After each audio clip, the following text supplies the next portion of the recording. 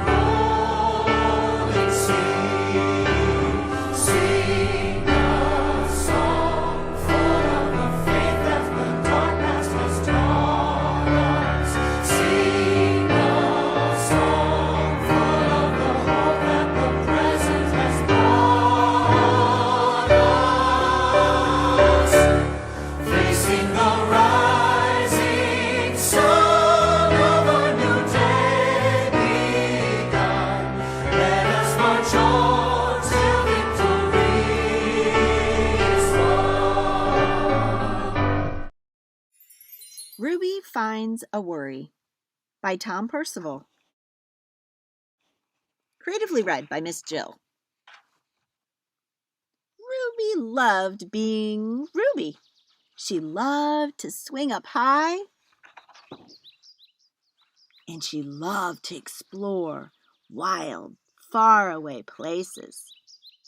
Sometimes she even went all the way to the very bottom of the garden. Ruby was perfectly happy until one day she discovered a worry. Now, it wasn't a very big worry. In fact, it was so small that at first Ruby hardly noticed it. But then the worry started to grow. Each day it got a little bit bigger. It just wouldn't leave her alone. It was there at breakfast, staring at her over the cereal box. And it was still there at night when she brushed her teeth. The funny thing was that no one else could see Ruby's worry, not even her teacher. So Ruby pretended that she couldn't see it either. She tried to carry it off as if everything was normal, but it just wasn't. The worry always was there, stopping her from doing the things she loved. Ruby wondered if the worry would ever go away. What if it didn't? What if it stayed with her forever? Ruby didn't realize it, but she was doing the worst thing that you could ever do with a worry.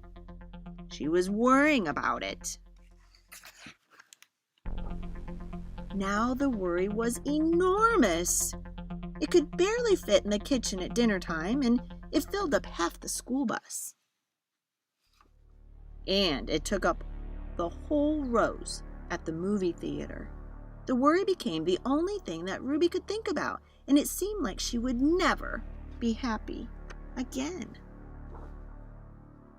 Then one day, something unexpected happened. Ruby noticed a boy sitting alone at the park. He looked how she felt, sad. And then she noticed something else, something hovering next to him. Could it be a worry? It was. Ruby realized that she wasn't the only person with a worry after all. other people had them too.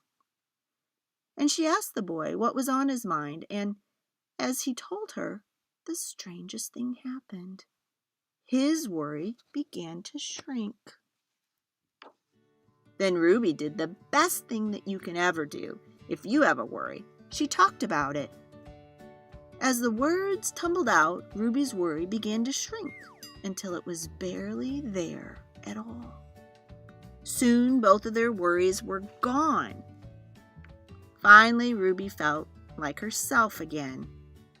Of course, that wasn't the last time that she ever had a worry. I mean, everybody gets them from time to time. But now that she knew how to get rid of them, they never hung around for very long. The end.